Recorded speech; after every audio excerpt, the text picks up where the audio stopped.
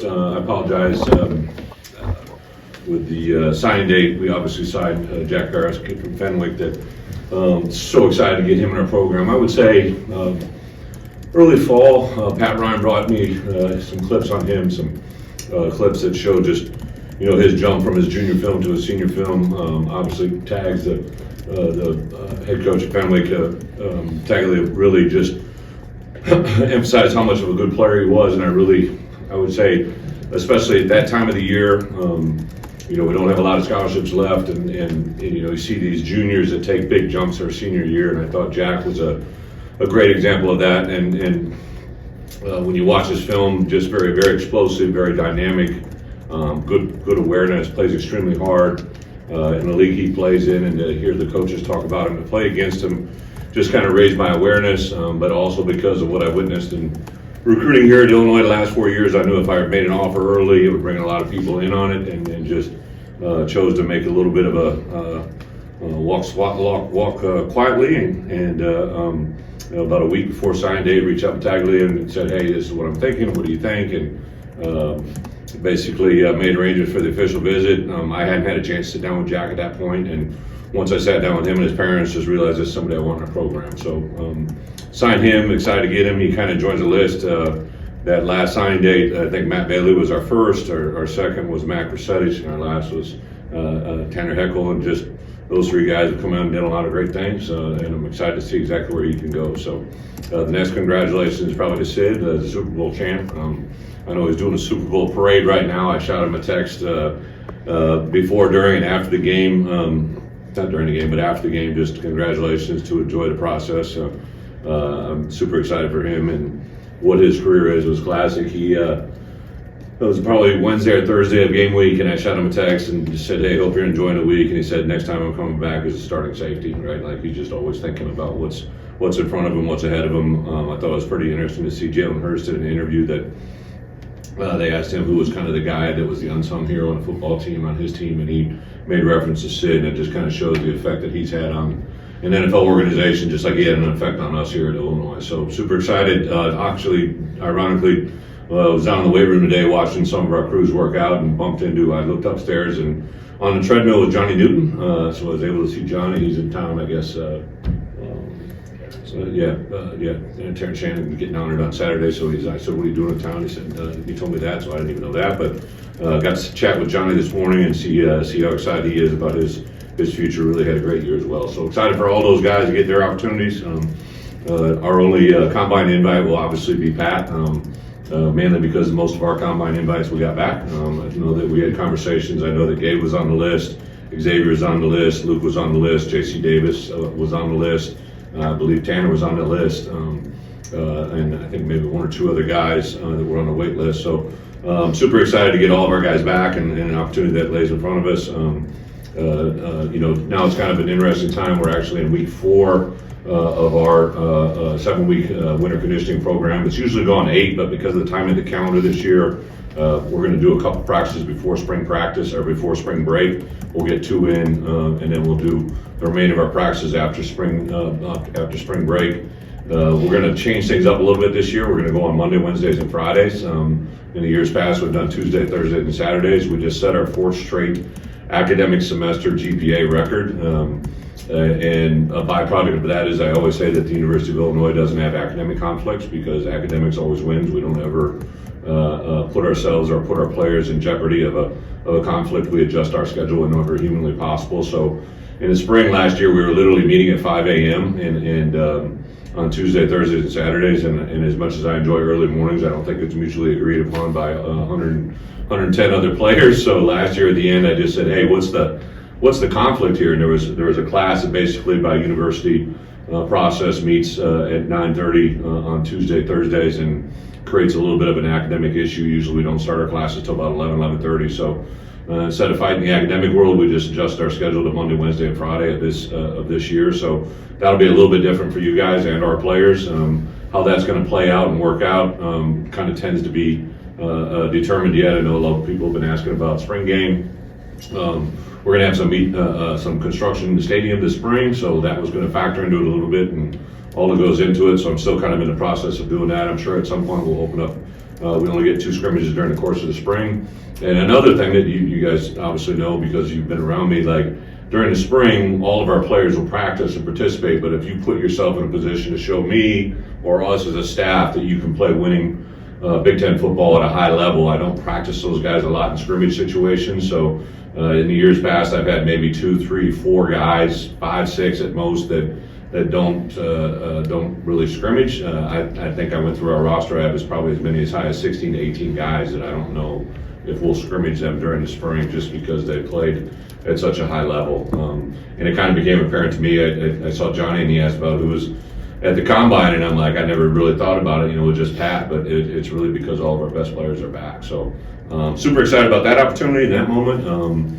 Really, other than that, obviously, even today, you saw me announce 2 more guys. The NFL is slow to announce. I don't know why it is, but when we got back from the bowl game, I knew I was going to take some hits, especially with my younger coaches. I knew we had a really, really good crew of young coaches. So the NFL has taken 3 of those guys. Dele Harding, the latest to announce, one of the Cowboys. Obviously, Kevin Richardson to the Pats, and Grant Morgan to the Giants. And then I got a call a couple weeks ago from Jacksonville, and I love shot all that goes into it. I wasn't excited to get that phone call, but Liam Cohen, the new head coach, reached out to me about Jay Kaiser, and even though Jay was in my personnel, he'd been over 10 years in the NFL and in kind of a chief of staff type role, and that's kind of what he'll be doing there with the Jaguars. So those 4 guys, an unbelievable opportunity. Clint Stidham obviously went on to Colorado State, so I'm promoting Trent Harris from the outside linebacker room, and also Alex Panos will be a co-outside linebacker coach. Those guys really handled the last 3 weeks of the season and the bowl game. I transitioned during our second bye week and moved Clint into the defensive line room with JMO, and those 3 guys, just handled that very, very well. I couldn't be more excited about what I saw from Trent and Alex in preparation for the bowl game. Our final 3 games to win those the way we did, and then in discussions with our outside linebackers, I knew that's what I want to do. I'm currently in the process of bringing also one more coach type administrative assistant role that would give us a lot of help up front on the defense side, but also help us universally across the board. So in the recruiting positions, obviously I've had some departures with Dre and obviously Jay. So kind of taking that chance to kind of just restructure and organize. I've really been working under the kind of the guidance of using our personnel department in an NFL type environment. So even though most people have just kind of caught on to it here at late, you see some NFL people, I've been kind of structuring the way we've been doing it since I've arrived here. Pat Embleton has been an absolute lifesaver, and just his overall knowledge of just the University of Illinois. I think that in conjunction with me coming in, and Jay in particular with the NFL experience, really set this model up to be that way. So we'll still have some of the simple basic outlines. We'll have a college director and a high school director, but probably going to have multiple DPPs, going to have somebody that will be overseeing basically evaluations and acquisitions. So there's going to be some things that change title-wise, but also just the structure of it. So it's kind of an exciting time for us in that regards, and then we'll jump into spring ball. So with that, I'll open it up for any other questions. I guess, anything? Huh? Oh, Mike New, yeah, also a couple guys. Mike New is a guy that I've known about kind of indirectly. I believe I met Mike maybe 5 years ago, 10 years ago, but Mike basically will come in as our senior offensive analyst, a guy that has been incredibly successful and kind of a unique. He played in the Arena League, got his first coaching experience as an Arena League player that started coaching, and then got promoted from within and transitioned and became a head coach in the Arena League. Then because of the location, got tied into the Saints organization, spent some time with the Saints, both as a scout and as a quarterback coach. He was in the quarterback room coaching Drew Brees, probably not a bad gig. And then to go back to his alma mater and be a head coach at Ball State for the last 9 years. I know those jobs are incredibly challenging to be at his alma mater. But the people that talk about Mike, the people that have been around Mike, really had a huge influence on me. I think the position he has, very similar to what Dana was a year ago. You obviously want a good football coach, great experience, but the personality and the person in that room is incredibly valuable. And Mike made a huge impression on me, and then all my coaches. Coach Lunny had a very same kind of feeling I had when we first sat down with Mike. So he started with us on Monday and is with us right now. A couple transitional things. Houston Griffith, who was on the, well, actually we brought him in personnel. He was with our wideouts last year. Has transitioned to the defense side of the ball, and then Dan Athling too. at the wide receiver position, joined us as well. So super excited about some of those new guys coming in the room and where it goes. Coach, what did you see in Trent Harris in that position as the outside linebacker coach that led you to believe he was ready to make that jump, not just as a coach, but as a recruiter too? Yeah, well, twofold. Last year in our building, I had 20 coaches that were really coaches. Really, they were my 10 guys that we've traditionally had, and because of the new rule that allowed us to put GAs and analysts and QCs on the field, I had 20 coaches. 9 of those 20 were former players of mine. I think everybody automatically assumes, during my time at Wisconsin or my time during Arkansas or my time at Illinois, but Trent was an NFL player that I worked with. I was at Miami's pro day when Coach Belichick and I went down there. He wasn't literally on our sheet. He wasn't on our evaluation list. When I started talking to Manny Diaz, ironically, who we're going to face next year at Duke, Manny was the DC at Miami, and I just kind of said, hey, I see this kid on film. He's like, right, like every clinic tape I ever make, Trent Harris is the guy I use, right? Like he just does everything to perfection, everything that we tell as coaches. And that kind of just went ding, ding, ding in my head. And then we signed Trent as a unrestricted a free agent at New England. He earned his way onto the field. I worked with him literally every day. When I was in the Patriots that first spring, Bill had me meet with all rookies, all positions, and I could just tell Trent when I would meet with the outside backers or defensive front, he would stay in. And then when I met with the DBs, he would stay in. When I met with the offensive line, he would stay in the meeting. And you could see the way that he thought about football was on a bigger scale. And then when I went to the Giants, we were low on position, and I asked them to look at Trent, and they brought him in, and he played not only for me but also after me. And I literally started recruiting him from that point forward. I knew he'd be a good coach. He kept getting signed. He would kind of be without a team for a while. And there was 2 years ago, in 2022, I approached him about coming to work for me as a graduate assistant. And he was coming, and I believe the Bengals signed him. Somebody signed him late and put him on a futures contract. So it kind of delayed it a year, and then another year, and then last spring I called him and said, hey, what do you think? And that's when he decided he'd come, and I said, I think this rule is going to change. It's going to allow me an opportunity. So I brought him in the fall with our coaches. The impact he had, not just on our outside linebacker room, but just everybody he works with, all the coaches. Not trying to be unduly fair to him, but he reminded me a lot of myself, and the fact that like he was a good player, not because I think, and I'm not saying he didn't have great talent, but he was extremely intelligent, very effective in the way he uses his body. And a lot of times those guys who played at a high level without a lot of, and don't take me this wrong way, Trent, like you have a lot of ability, but like those guys can usually correlate to really good coaches. To be quite honest, Aaron Henry, like I know he thinks he's a first team All-American and he says that, like he was really a good player because of the way he played the game. Terrence Jameson, the same exact thing. Grant Morgan was obviously a decorated All-American player, but he played really well because of the way he played. Kevin Richardson, like it's just boom, boom, boom. So when I see guys like that, that's what piques my radar. And then, to be honest, I went into Winter Park, which is Trent's high school. I was kind of thinking about this, right? But when you talk about recruiting, I walked into that high school, and every person, from the person I walked in the door, the greeter, to the principal, to the head coach, to every assistant, to every former player, Trent Harris walks on water in that building, right? And that's a place where we're currently recruiting a very good player, right? And it just reassured me that I know, because of the way the NCAA rules are now, I'll be able to put Trent into a recruiting role, and I think he'll be very effective, especially in Central Florida. Coach, in the back here, you would think it would be hard to land transfers with the number of guys that you return. Most of the guys we talked to actually seemed like they were attracted to the high number of returners that you have. Why do you think that was? Yeah, we have 24 new people entering the building, 12 high school and 12 transfers, and I would say our transfers are very intentional, very direct. If you just kind of go case by case, each one of those guys fills a very specific role.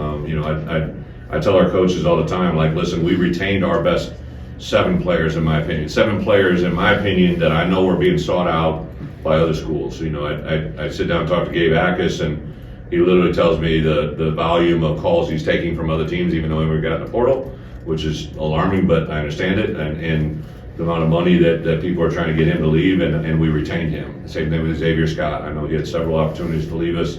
Melvin Priestley, J.C. Davis, Luke Coltmeyer. So we retained those 7, but I also went to acquire especially 3 or 4 high-end guys that we knew we want, right? And I tell our staff, when you retain your best players, And in my opinion, we went to West Virginia and maybe got their best player. We went to Wisconsin and maybe, in my opinion, might have got their best player.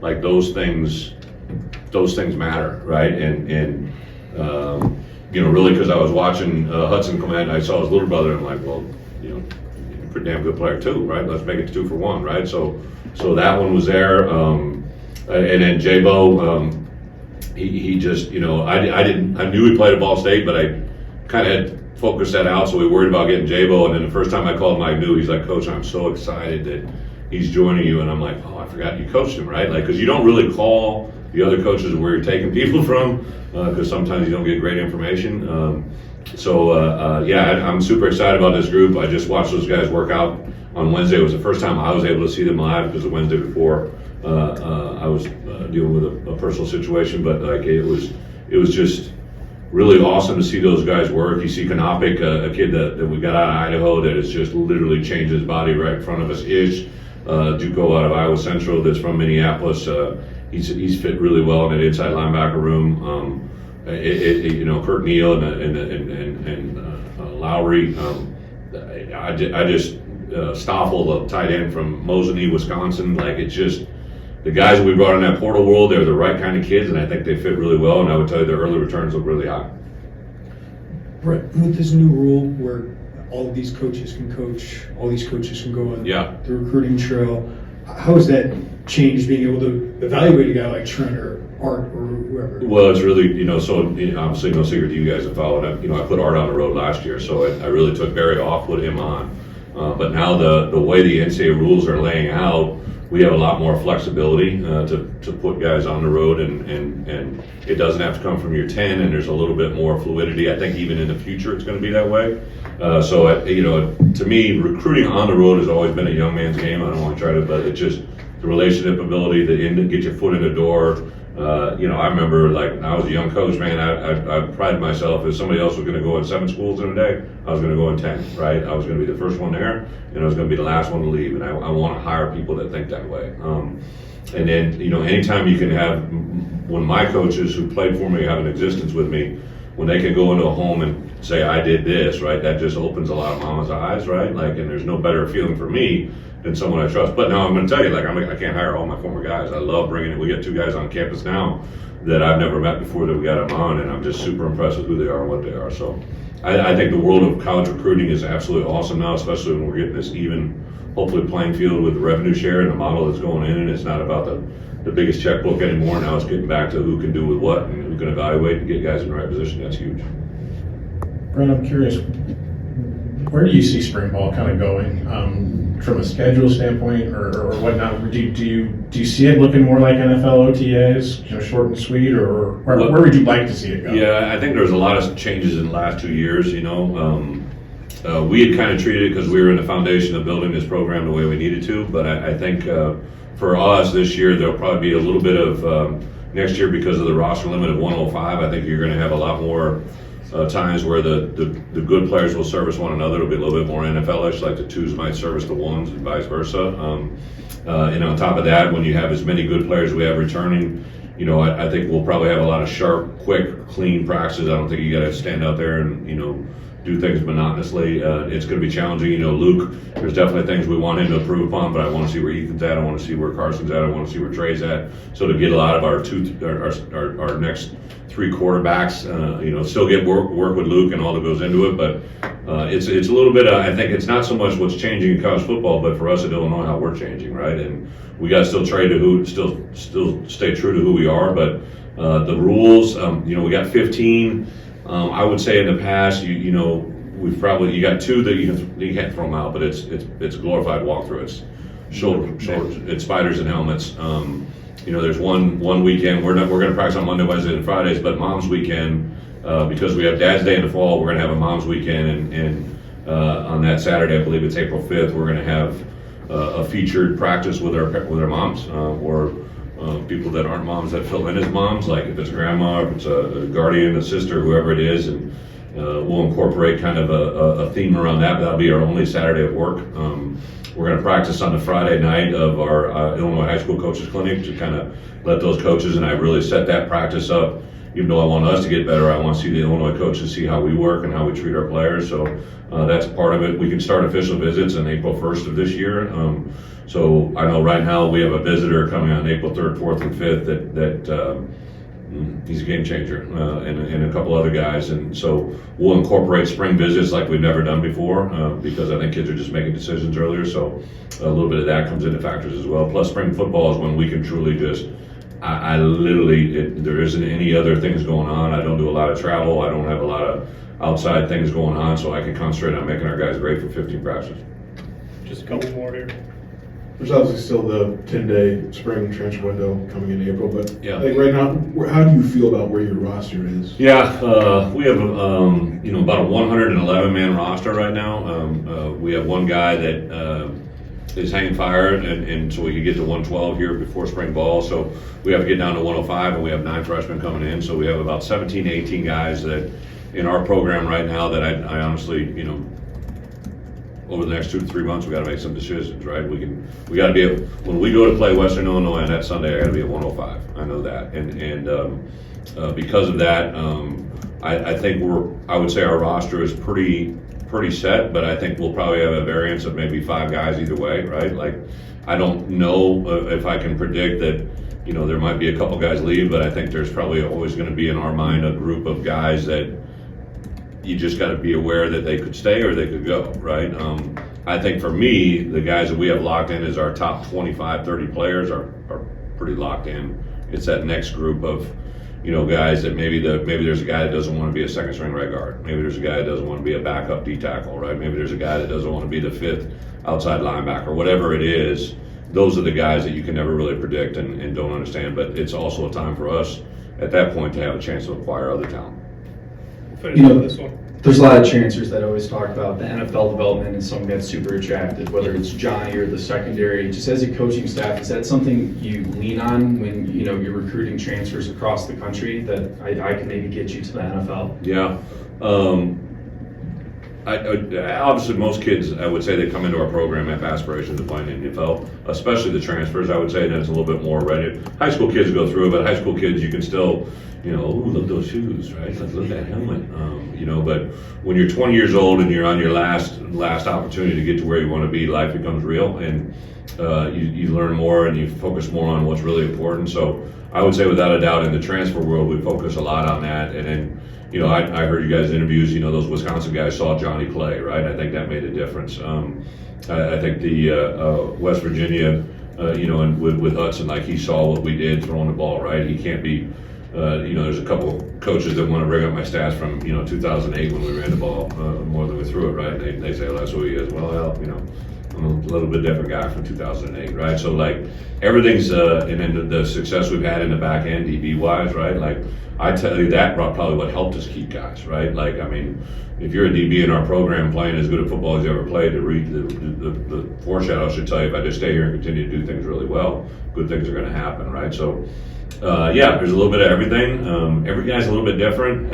Usually when I meet or visit with a kid for the first time, I know something that's going to click with them, or I feel something. So, I'll do something, a little thing. I'll just, go to my phone and I'll literally start Wikipedia and every player that's ever been played for me that's played at that position. I'll just literally just sit there and forward them 8, 9, 10. I got 9 tight ends playing in the league. I've had 15 plus old linemen. Right? I'll just kind of hit it there and I'll just keep it. I don't say nothing. I just hit it, right, and then I'll copy in usually their parents or their agent or whoever, and it's really hard to avoid facts, and I think that's something that's probably working in our favor for sure. All right, thank you guys.